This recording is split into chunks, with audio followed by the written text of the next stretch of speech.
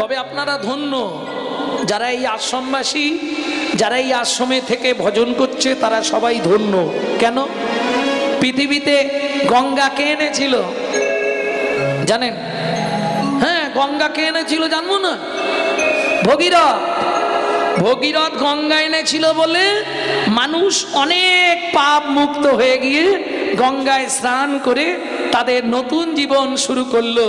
ঠিক তেমনি এই জগতে ভক্তির প্লাবন এনেছিলেন গৌড়ীয় বৈষ্ণব প্রতিষ্ঠাতা ভক্তি বিনোদ ঠাকুর। বহু অস্পৃশ্য অধমকে তিনি উদ্ধার করে চৈতন্য চরণে পৌঁছে দিলেন। প্রেম সে বলো চৈতন্য মহাপ্রভু কি। এই নাচতে নাচতেই মহাপ্রভু থমকে দাঁড়িয়ে পড়লেন। যখনই থমকে দাঁড়িয়ে পড়লেন, নিত্যানন্দ ছুটে গিয়ে ধরে ফেলেছে। কিছু একটা হয়েছে, নিশ্চয়ই কিছু হয়েছে। প্রভু, তোমার কি হলো? তুমি নাচতে নাচতে দাঁড়িয়ে পড়লে কেন? মহাপ্রভু বললে, দাদা আমাকে যেতে হবে। কোথায় যাবে তুমি? আমি যাব নীলাচলে, সেথা লীলা চলে। আমি যাব নীলাচলে, সেথা লীলা চলে। এই ভাবি মনে মনে গো, বড় বাসনা জেগেছে মনে গো, বড় বাসনা জেগেছে মনে গো, বড় বাসনা জেগেছে মনে। নীলাচলে, নীলাচলে, নীলাচলে, লীলা চলে। ওগো যারা দেখে তারাই বলে, বলি তারাই ভাসে নয়নে জলে। যারা তাই গৌর হরিবল আছে নয়ন চলে, যারা দেখে তারাই বলে লীলা চলে, লীলা চলে। ভক্তমণ্ডলী, ভক্তিমতী মায়েরা, মহাপ্রভু নিত্যানন্দ সঙ্গে নীলাচল যাত্রা করবে। সেই ফাঁকে বলি, আপনাদের তিল তিল কিবাবারি বর্ষণে আজকের এই আশ্রম, এই হরিবাসর, এই মন্দির চলছে।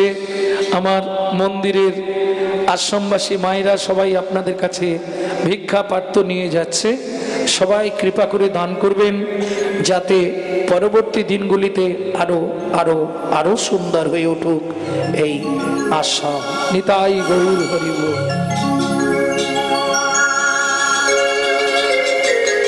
তবে চেষ্টা করলেও হবে না, সব পয়সা তো গোবিন্দ সেবায় লাগাতে পারবেন না। লাগানো যাবে? তুমি দিতে চাইলে কি হবে? যদি গোবিন্দ মনে করে নেব না, ও দিতে পারবে না। তুমি जो परविद हरे सदा सो बहुदान कियान किया। খুব ভালো করে শুনুন মাস্টারমশাই কথাটা। जो परविद हरे सदा सो बहुदान कियान किया। বললে, আরে জানিস লোকটা বছরে 2 লক্ষ 5 লক্ষ টাকা দান করে। শাস্ত্র বলছে, जो परविद हरे सदा, যে সকাল থেকে সন্ধে পর্যন্ত পরের মেরে খায়, তার দান করেই কি আর না করেই। কিছু বুঝলেন? जो পরোদার হরে সদা সো বহু তীরাত জ্ঞান গিয়া। যে সর্বদা পরদারে রত, তার তীর্থযাত্রা করেই কি আর না করেই কি। ও মায়েরা, কথা বলা যাবে না। 3 নম্বরটা তোমাদের জন্য বলছি। जो महू में पर चाकली सो महू में हरि नाम लिया लिया। যে মুখে সকাল থেকে সন্ধে অবধি পরচর্চা, পরহিংসা, পর নিন্দা করি, সেই মুখে হরিনাম করেই কি আর না।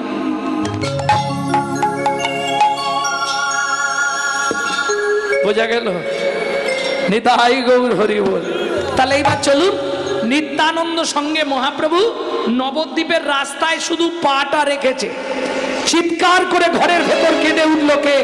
শিবাসের স্ত্রী মালিনী দেবী। শিবাস ছুটে গেছে। ও বুঝেছি, প্রভু চলে যাচ্ছে বলে তোমার কষ্ট হচ্ছে না। তাহলে কাঁদছো কেন? এমনি কাঁদছি। শোনো, আমি তোমার স্ত্রী, আমি তোমার অর্ধাঙ্গিনী। এই ঘরেতে তোমার যতখানি অধিকার, আমারও ততখানি অধিকার। হ্যাঁ, তা কি হয়েছে? তোমার প্রভু আর জীবনে কোনোদিন যেন আমাদের অঙ্গনে না আসে। মালিনী, তুমি কি বলছো মালিনী? খুব খারাপ লাগলো শুনতে না? দেখবে চলো না, কি বলছি দেখবে চলো। কালকে তোমার প্রভু নাচছিল আর বলছিল হরি নামে গাছ নাচে, হরি নামে মরা বাঁচে, হরি নামে কুষ্ঠ ব্যাধি মোচন হয়। একবারও তো বললো না হরি নামে মায়ের কোল থেকে সন্তান চলে যায়। কি বলছো মালিনী? দেখবে এসো, দেখবে এসো না। যার বাড়ি 1 মাস 1 দিন হরিনাম হলো, নবদ্বীপের মাটিতে যাকে কেউ জায়গা দেয়নি, তুমি আমাদের অঙ্গনে এনেছিলে। মালিনী, কি যাতা বলছো তুমি? অনন্ত কোটি ব্রহ্মাণ্ডের যিনি মালিক, তাকে কে জায়গা দেবে? তুমি দেখবে চলো একবার, কি হয়েছে আমায় বলো।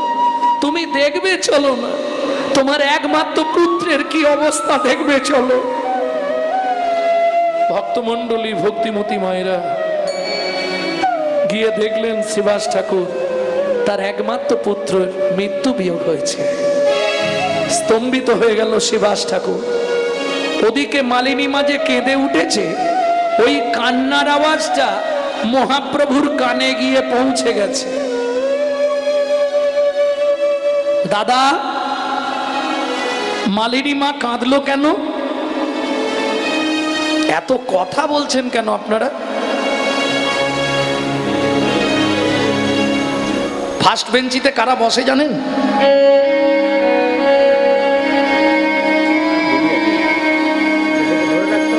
ভক্তমণ্ডলী ভক্তিমতী মায়েরা,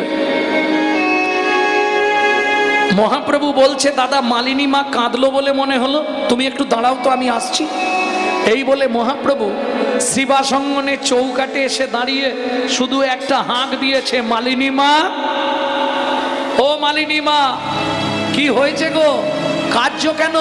মালিনী মা আর দেরি করেনি। মালিনী মা ওই ঘরের ভেতর থেকে গোপালের মৃত দেহটা কোলে করে নিয়ে গিয়ে মহাপ্রভুর চরণের ওপর ছুঁড়ে ফেলে দিয়ে আছাড় খেয়ে পড়ল মহাপ্রভুর চরণে।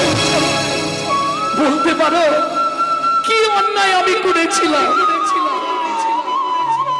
যার বাড়িতে 1 মাস 1 দিন হরিনাম হলো, কাল তো তুমি বলছিলে হরিনামে গাছ নাচে, হরিনামে মরা বাঁচে, হরিনামে কুষ্ঠ ব্যাধি মোচন হয়।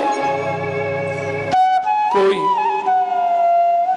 একটা সত্যি কথা তো বললে না, যে হরিনামে মায়ের কোল থেকে সন্তান চলে যায়। মালিনী মা, কালকে রাত্রিতে তোমার ছেলেটা কি করে মরল? তুমি যখন নাচছিলে আর গাইছিলে গোপাল গোবিন্দ রাম শ্রী মধুসূদন, আমার ছেলেটা ছুটতে ছুটতে এলো, প্রভু হরিনাম শুনছিল, ছুটে এসে বললে মা, ও মা, আমার বুকের ভেতরটা কেমন করছে মা। আমি বললাম কি হলো গোপাল, জল খাবি? দাঁড়া জল এনে দিচ্ছি। ছুটে ঘরের মধ্যে গেছি, জলের গ্লাসটা শুধু নিয়ে ফিরে এসছি। দূর থেকে দেখতে পাচ্ছি মহাপ্রভু, ওদিকে তোমার হরিনাম, এদিকে আমার একমাত্র পুত্রের মৃত্যুর পরিণাম, মুখ দিয়ে গল গল করে রক্ত উঠছে।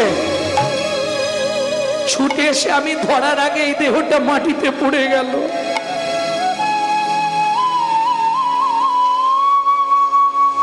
কিন্তু মালিনী মা, ভক্তমণ্ডলী ভক্তিমতী মায়েরা, আপনারাও মা, শিবাসের স্ত্রী মালিনী দেবীও মা, কিন্তু তফাৎটা কোথায় জানেন? ওই রাত্রিবেলা ছেলেটার রক্তটা মুছেছে, কোলের মধ্যে নিয়েছে, সোজা হরিবাসরে গেছে, হরিবাসরে বসে মরা ছেলেটাকে কোলের ওপর কাপড় চাপা দিয়ে রেখে বসে বসে হরিনাম শুনছে। এক বিন্দু কাঁদেনি। মহাপ্রভু বলছে মালিনী মা, কাল রাত্রিতে তোমার ছেলেটা মরল, তুমি তো রাত্রিতে কাঁদতে পারতে, সকালে কাঁদলে কেন? আমি জানি গৌর তুই এ কথা বলবি। ওরে তুই হয়তো ভাববি আমি কাঁদিনি একটাই কারণে, আমি কাঁদলে যদি আমার বাড়িতে হরিনামের বাজারটা ভেঙে যায়, কিন্তু না রে গৌর না, আমি কাঁদিনি কেন জানিস? নিজের মনকে প্রবোধ দিয়েছিলাম, ওরে মন, পেটের ছেলে গোপাল মারা গেছে তো কি হয়েছে, জগৎপতি পাবন গৌর হরি তো আমার অঙ্গনেই আছে।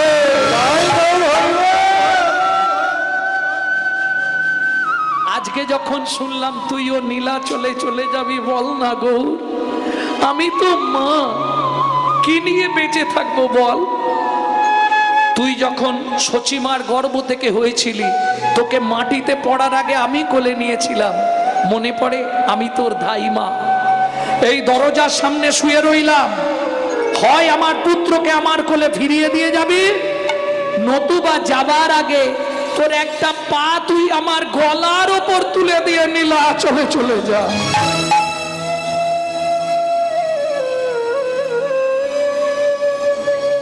ওঠো মালিনী মা, ওঠো, দাও গোপালকে দাও।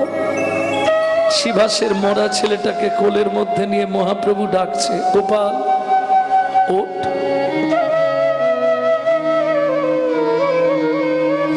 বুঝেছি, কাল নাম শুনতে শুনতে ঘুমিয়েছিস তো, নাম না শোনালে তোর ঘুম ভাঙবে না।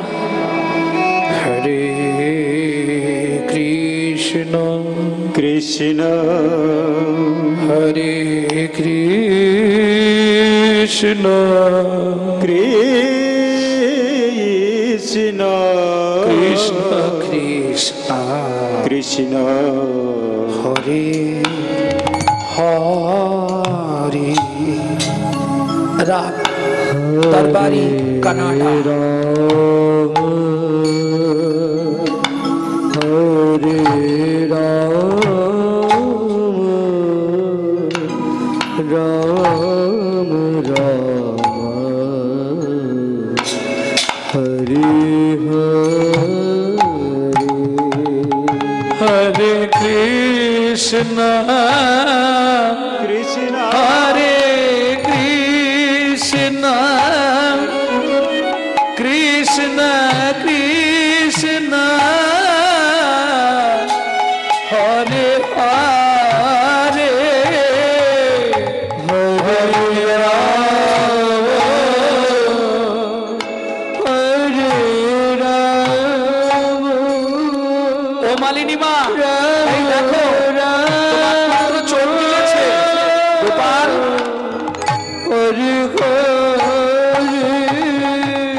হরে কৃষ্ণ হরে কৃষ্ণ কৃষ্ণ কৃষ্ণ হরে হরে হরে রাম হরে রাম রাম রাম হরে হরে। এই নাও মালিনী মা, এই নাও তোমার গোপালকে ধরো। গোপাল বলছে, প্রভু আমি তো ভালোই গেছিলাম, কেন ফিরিয়ে নিয়ে এলে? মহাপ্রভু বলছে, আমিও চলে যাব, তুইও চলে যাবি, হয় তুই কটা দিন থাক, আগে আমি চলে যাই, তারপর তুই ধীরে সুস্থে যাস। ভক্তমণ্ডলী, ভক্তিমতী মায়েরা মালিনী মায়ের কোলে সন্তান ফিরিয়ে দিয়ে নিত্যানন্দ সঙ্গে মহাপ্রভু নীলাচলের পথে। শোভাটি কেমন? নাচিয়া না চিয়া চলে গৌড়ার নিতাই নিতাই, নাচিয়া নাচিয়া চলে গৌর আর নিতাই নিতাই, নাচিয়া না নাচিয়া চলে গৌর আর নিতাই নিতাই, ভাবে প্রেমে মগ্ন হয়ে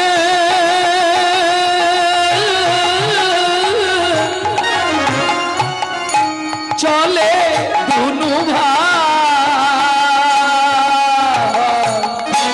নাচিয়া নাচিয়া চলে গৌর আর নিতাই নিতাই, নাচিয়া নাচিয়া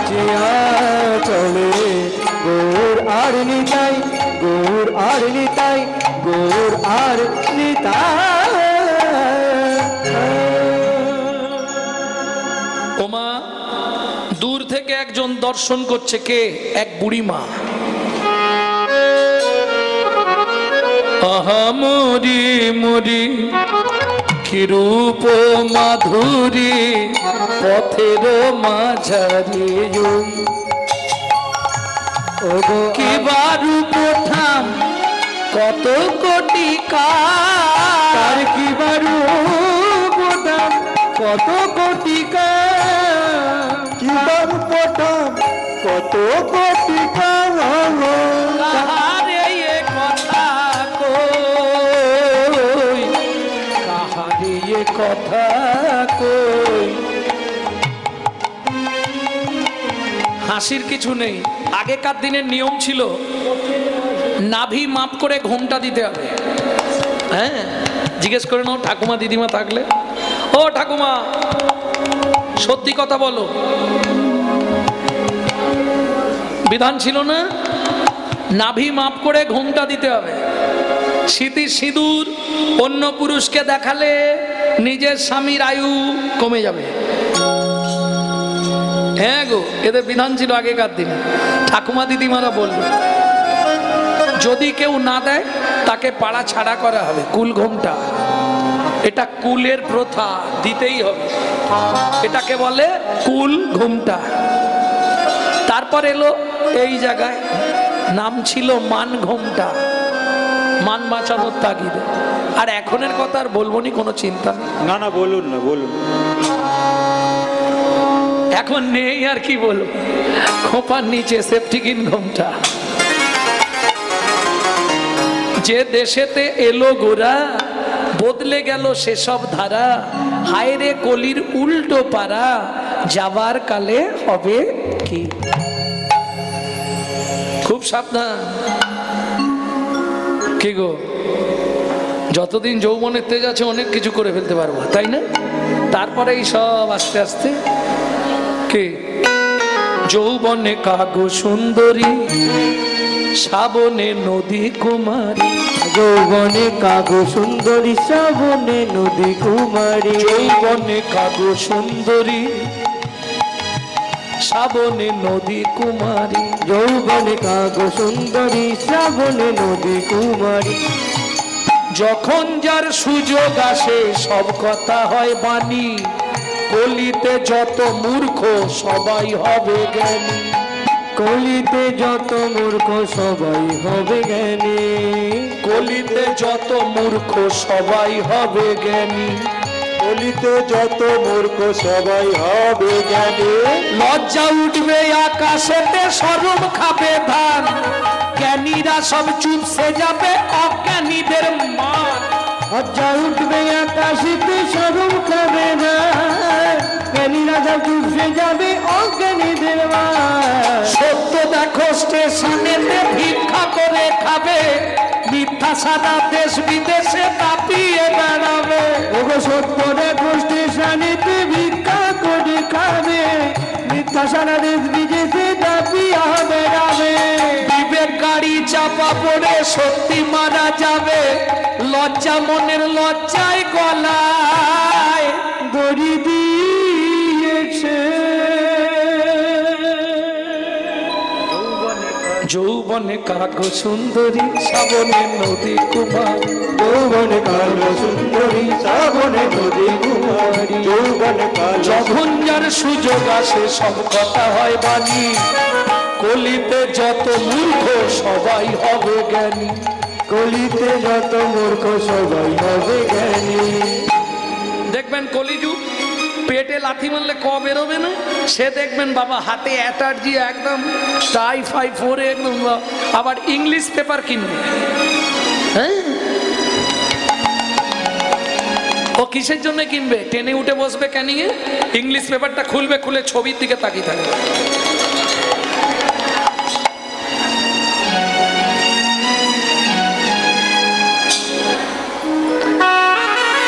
জয় জয়। আমি বলছি না, শাস্ত্র বলছে তাবতে সভ্যতে মূর্খ লম্ব সাটো পটামৃত যাবৎ কিঞ্চিত ন ভাস্তাতে। मालूम है कि नहीं है? বুঝতে পারলেন কি না? বোঝা গেল না? তাবতে সভ্যতে মূর্খ, মূর্খ ব্যক্তি ততক্ষণ শোভা পায়, কতক্ষণ? যাবৎ কিঞ্চিত ন ভাষ্যতে, যতক্ষণ না কথা বলে আপনি বুঝতেই পারবেন না ও মূর্খ, কথা বললেই ধরা পড়ে যাবে ও মূর্খ। প্রেম সে বলল চৈতন্য মহাপ্রভু কি জয়। তাহলে বোঝা গেল তো? বুড়িমা বলছে হ্যাঁ রে খোকা, কি তোরা কি এই সোনার বাংলার মানুষ? হ্যাঁ বুড়িমা, আমরা এই সোনার বাংলার। ও, ওই জন্যে তোদের অঙ্গের বরণ স্বর্ণেরই বরণ বটে। কিসের বরণ বললাম? তোদের অঙ্গের বরণ দেখে মনে হয় স্বর্ণের ওই বরণ বটে। কিসের বরণ? সোনার বরণ। সোনার ভুল হয়ে গেছে আপনার। কেন? সোনার বাজারে দাম থাকতে পারে, সোনার মান নেই। আপনারা হয়তো পায়ে সোনা পড়েননি। আমি ম্যাড্রাস গেছিলাম তিরুপতি বালাজিকে দেখতে, ওখানে সব ওই আঙুলের ফাঁকে যেগুলো পরে না, নকচুটকি, নকচুটকি আপনারা কি বলেন? আঙ্গুট। কোথাও বলে আঙ্গুট, কোথাও বলে নকচুটকি। ওইগুলো সোনার পরে আছে, সোনার নপুর পরে আছে ম্যাড্রাস তিরুপতি বালাজিতে। হ্যাঁ, তখন বুঝলাম সোনার দাম আছে কিন্তু মান নাই। এক, দুই, সোনা বললে অহংকার হয়। আপনি হঠাৎ করে নিজে নিজে 5-7 ভরি সোনা পরে নেবেন, দেখবেন 1 ঘন্টা পর থেকে নিজের কথা নিজেই বুঝতে পারবেন না, কথায় টান চলে আসবে, চলাফেরার ভাবধারা বদলে।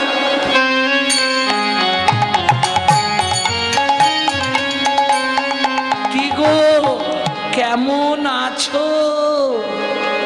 দেখবেন কথার মধ্যে একটা টান আসবে, এটা সোনার গুণ। তাহলে সোনা বললে অহংকার জন্মায়, আর আমার গৌর সোনাকে আশ্রয় করলে তার জন্ম জন্মান্তরের অহংকার অভিমান সব দূরীভূত হয়ে যায়। তাই গৌর হরি বল। 2, 3, বাজারে সোনা ক্ষয় হয়, তাই না? আজকে 1 ভরি কিনলে 5 বছর পরে 1 ভরি থাকবে? থাকবে না তো, তাহলে ক্ষয়ে যায়। কিন্তু যারা গৌর সোনাকে ব্যবহার করে দেখে নাও, যত দিন যায় তত বৃদ্ধি পায় রে, যত দিন যায় তত বৃদ্ধি পায় রে। বুঝে নেওয়া গেল। 5, বাজারে সোনা পড়লে চোর ডাকাতের ভয় হয়, আর আমার গৌর সোনাকে আশ্রয় করলে চোর ডাকাতের ভয় তো অনেক দূরে, তার জীবন থেকে মৃত্যুর ভয় পর্যন্ত দূরীভূত হয়ে যায়। বোঝা গেল?